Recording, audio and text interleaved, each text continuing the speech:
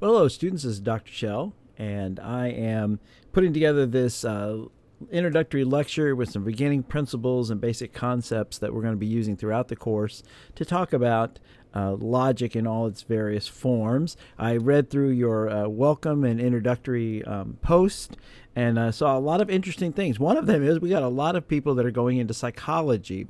And that will be interesting for you because obviously people don't always act logically. They don't always act on what you think would be the smartest behaviors. And so you'll have to struggle with that. I also know we have at least one student who is going into law, and this will definitely help you on the LSAT. But legal logic is different than the kind of logic we're going to be learning here. The legal logic uses this logic, but there's an additional component. And that is in legal logic, precedence carries weight. In formal logic, like we're going to be doing, precedence doesn't always necessarily carry any weight. Just because people have always thought it doesn't mean it's any more valid than anything else. But anyway, I think mastering this kind of basic logic will be really good. You wrote, many of you wrote about your experiences with logic, and of course, none of you said the most obvious one, and it's because it's the dreaded word, which is math. Many of you, in fact, maybe that's even why when somebody asks, why do we have to learn this in Algebra 2 or trigonometry? And the answer was, well, it helps you develop critical thinking. So that you have some experience with logic in daily life and in particular in mathematics, but we're not going to ever say that again. So at the beginning of the semester, I posted a link to several things, and one of them is what I call the Logical Lodestone. A lodestone is a stone that is naturally magnetized, and so early mariners discovered that they could use that magnetized stone to help them navigate. It's the forerunner of the compass, obviously, and all the other kind of things we use for navigation. So this card is really designed to help you sort of find your way, and it has many of the terms that I'll be using throughout the semester, so I wanted you to have that in your possession. And fundamentally, as we begin to look at logic is built on arguments, and it doesn't mean we don't like each other. It doesn't mean we're angry. It just means that we are making assertions that we claim have some power behind them, so that if you accept my premises, that I then reach a conclusion that you should share. And I say that all arguments need to have TLC, and it's not tender loving care. They have to be true, logical, and clear. We're actually going to deal with them in reverse order, but CLT didn't have quite the same ring to it. So the first thing we're going to do is require that our logical arguments and our statements be clear. If the terms are ambiguous, or we're not exactly sure what we're talking about, then we certainly can't decide if the logic is sound or strong or reasonable.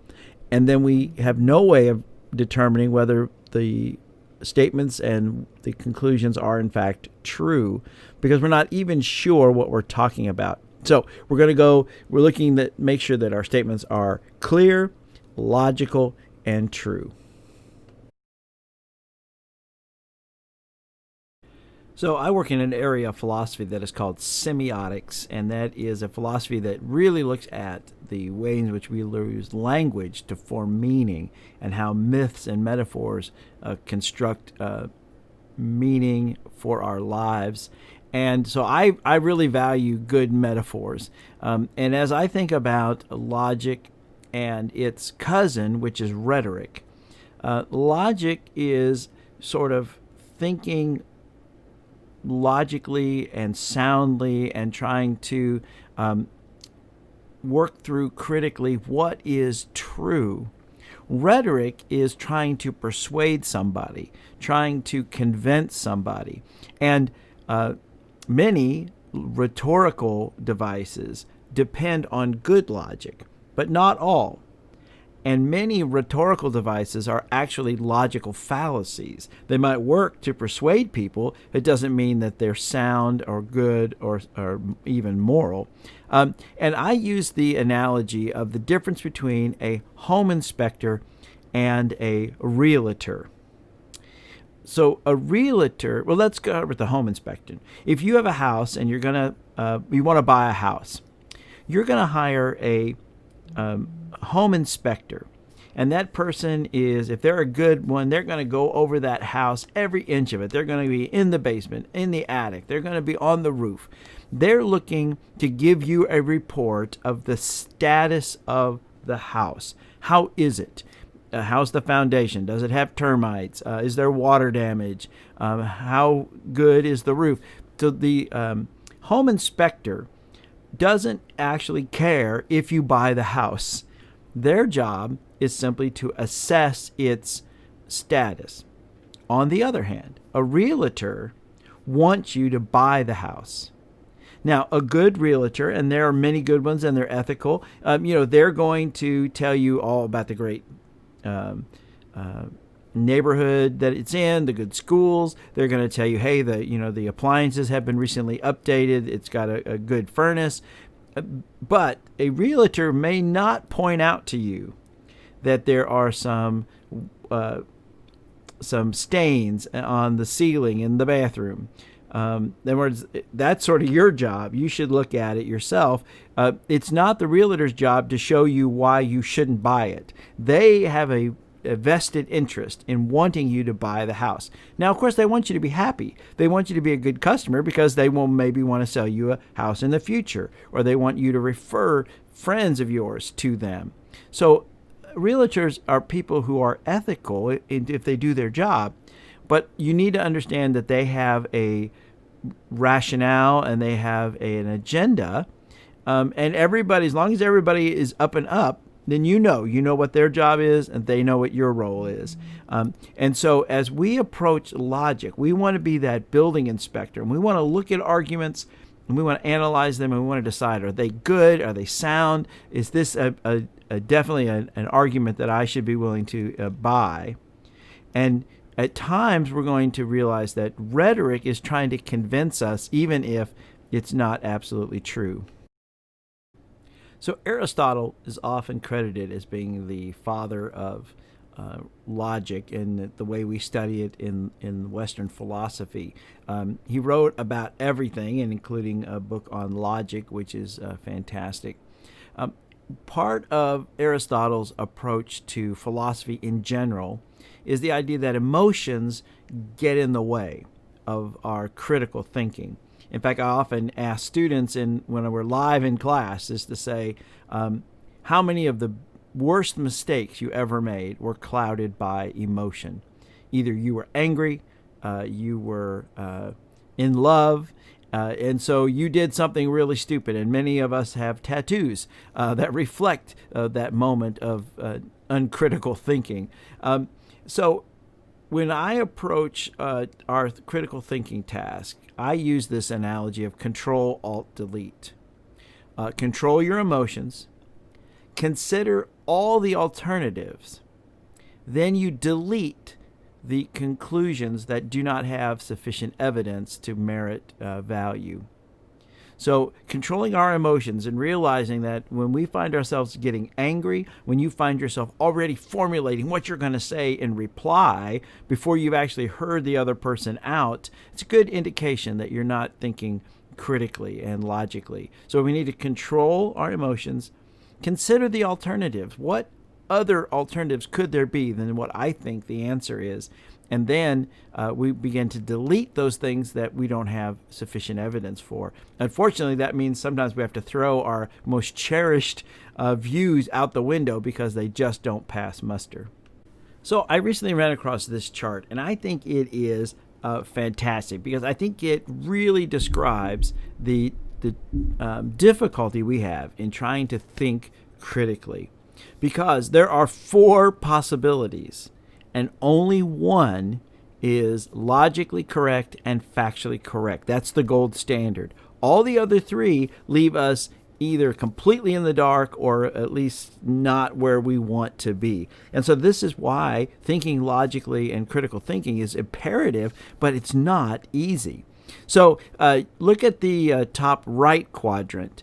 Logically incorrect and factually correct. Now, this is the trickiest place to be because a lot of times even the conclusion can be right, but getting there was done insufficiently, illogically, and so you can't be sure that the actual logic got you the conclusion. Think about this.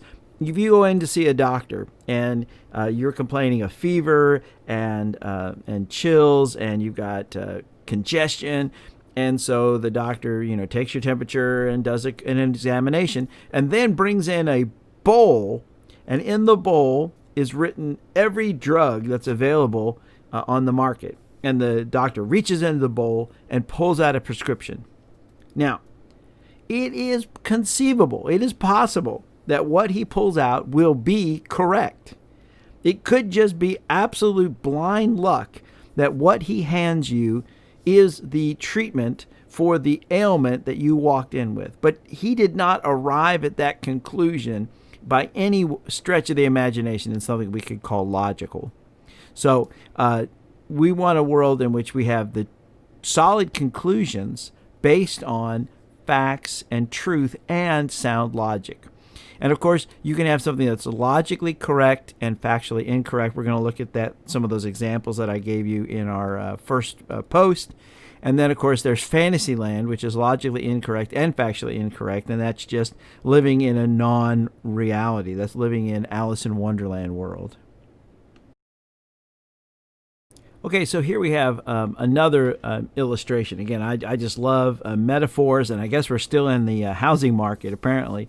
I've been watching too many of those housing redesign shows. So here's a way of thinking about logic, that a logical argument has a structure and it has material. It has a design and it has the stuff that you build it out of. And good arguments have to have both a good plan and good materials. If you have a great building plan, but you try to build it out of junk, if you try to build it out of scraps that you find laying around, the final product is not going to be any good.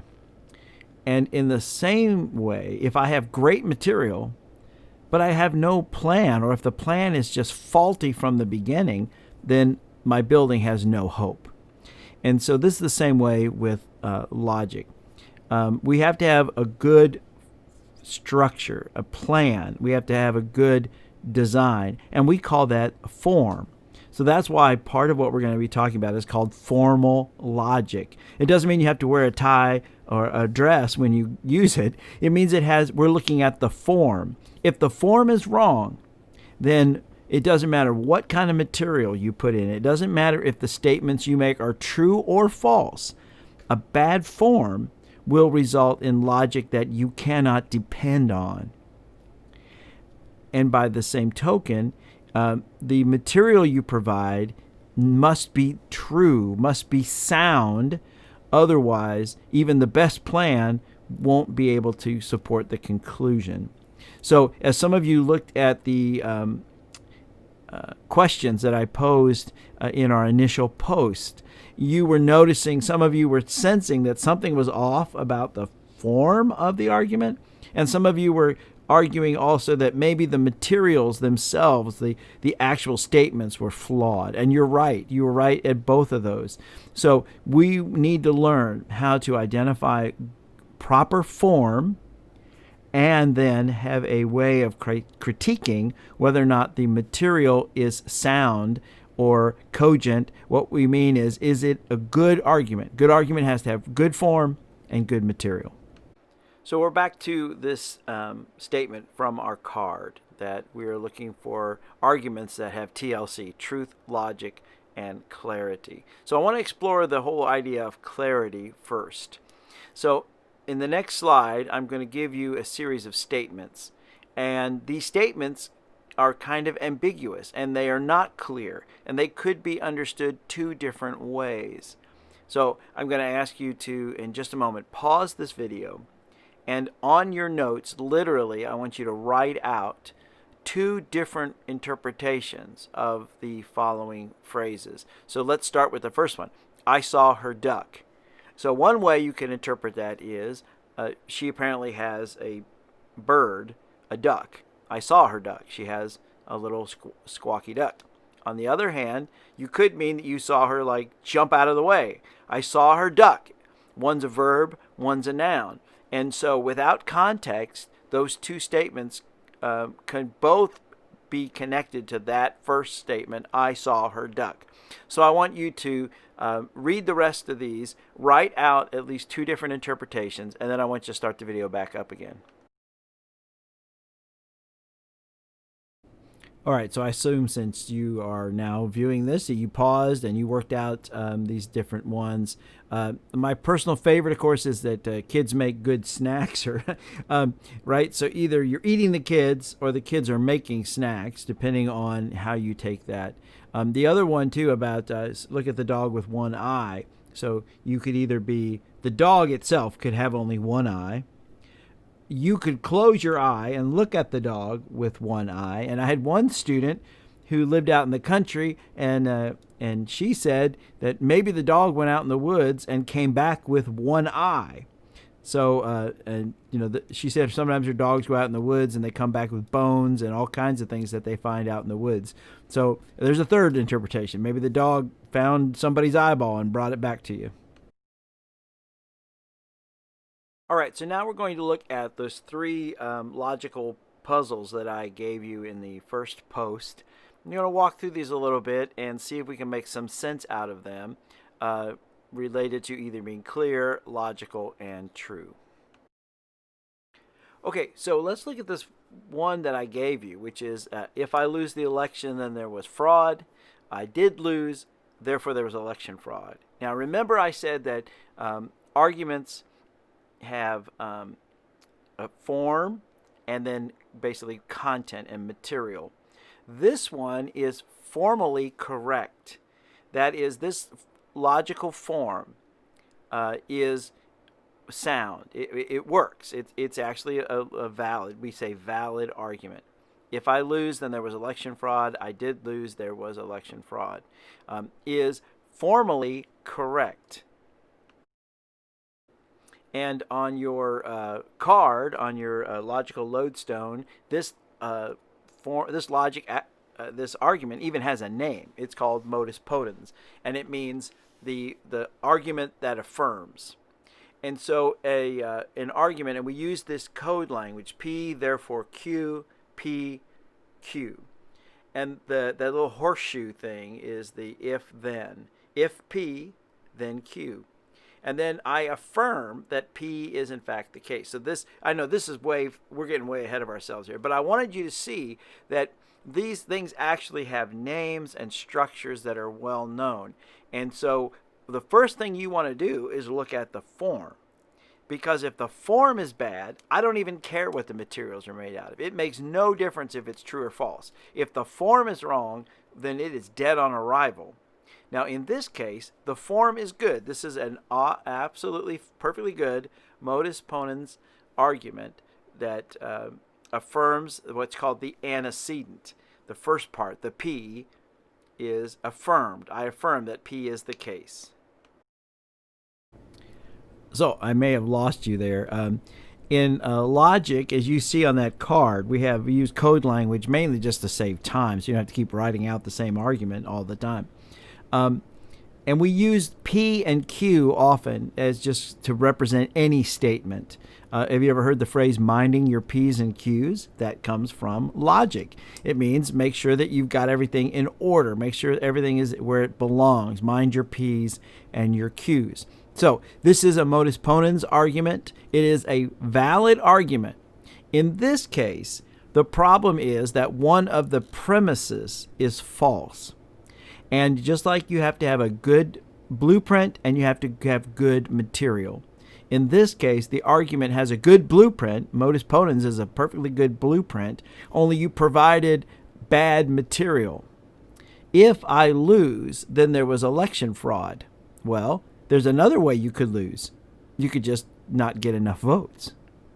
So the assertion that the only possible way for me to lose an election is for there to be fraudulent behavior is wrong, because that is just a false statement. There are other ways to lose an election, and this just happens to be one of them. So that statement is false, and therefore the argument falls down because you have a false premise. A valid argument, a deductive argument, has to be valid, and then it has to be sound. Then what we have is a good argument. But in this case, it's valid, but it's unsound because it has a false premise. Okay, so this argument suffers from the exact opposite problem, and that is that the form itself is flawed. This is a invalid form, so that the argument carries no weight. They're trying to make this argument, which has a name, which is modus tollens, which means you deny the consequent. You deny the second part, right? The P and the Q. If you deny the Q, then the conclusion is the negative of the first premise.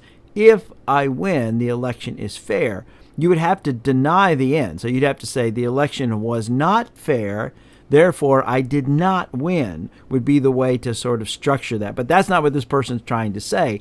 So this argument is just dead on arrival. It is invalid because the form is wrong. And so it does not matter if the premises are true or false, and it doesn't matter if the conclusion is true or false. The bad form invalidates the entire exercise. And I know we're getting way out ahead of our skis here. And some of you in your replies made some really good observations that you said, I know something's wrong here. I don't know how to say it. I don't know how to express it, and that's fine. That's what we're going to be doing in this course. I'm going to give you the vocabulary you need to be able to sort of say up front and clearly what is wrong with an argument. So let me try giving you another example of this same argument. In logic, we sometimes call this providing a counterexample. Sometimes if you're not sure about the logic of something, maybe because you don't know the truth of the statements, the premises, you can replace it with something you do know and then see what the conclusion looks like. So let's consider this one. If it snows, the mail will be late. The mail is late, therefore it must have snowed. So this is that same argument where you are affirming the back half. If it snows, the mail will be late. Now I'm affirming, hey, the mail is late. Dang, it must have snowed. But that isn't necessarily the case. Here, this next picture shows you lots of ways that the mail could be late and have nothing to do with snowing. And in case any of you are wondering, no mail carriers were injured in the making of this presentation. Now, this next one, no politicians are honest. Dr. Shell is not a politician, therefore Dr. Shell is honest. And many of you grappled with this one, and you sort of knew there was something wrong with it. In fact,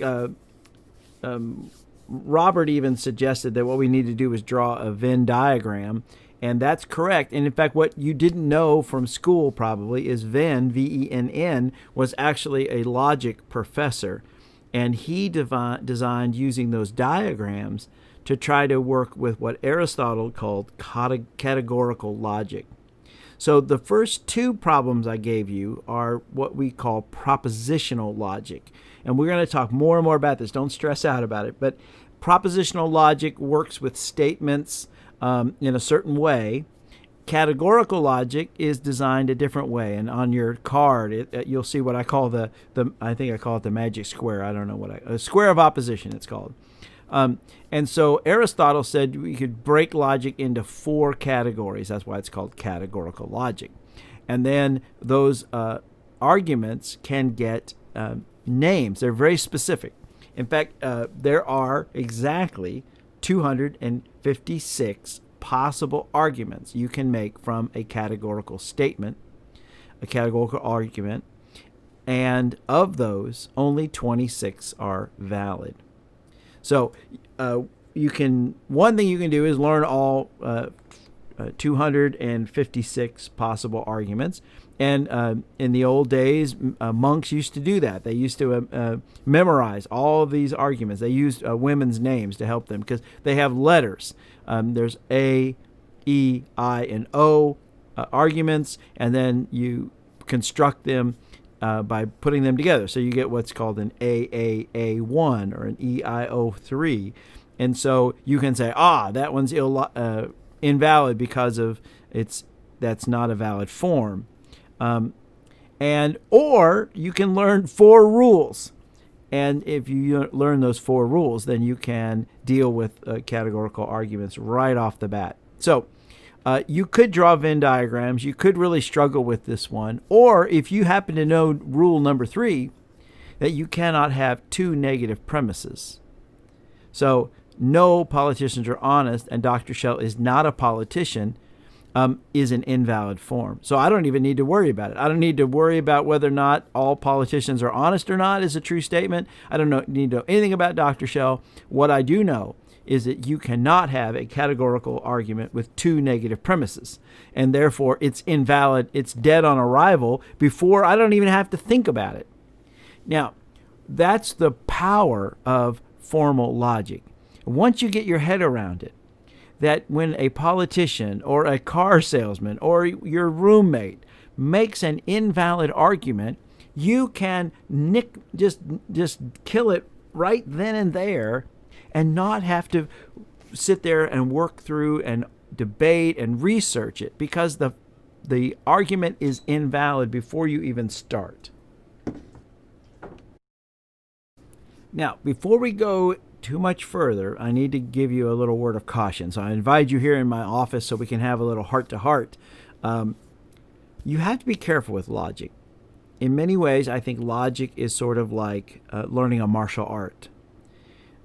You have to be careful that you realize that you can inflict harm on other people. You can hurt people's feelings. And in fact, you can end up harming yourself, because by deploying logic indiscriminately, you may actually keep yourself from reaching objectives that you are really after. And so you want to be cautious. You want to realize that, you know what, every statement, every time somebody expresses their opinion, it just may not be worth the energy, and it may not be worth the damage to sort of really go after it and say, well, you can't do that. That's not a valid modus ponens argument. Or you don't want to say, well, that's ridiculous because that's an AAA4, and I know that that's invalid. Yes, I'm going to give you the tools to be able to critique and analyze statements and arguments and think critically about the world, but realizing that deploying that, thinking critically, doesn't necessarily mean you have to always say what you think, and it doesn't mean that there might be times in which the most logical solution may actually still not be the one that you want to go with. And we'll talk about that as we go along. Thank you so much for joining me. This is Dr. Shell sauntering on.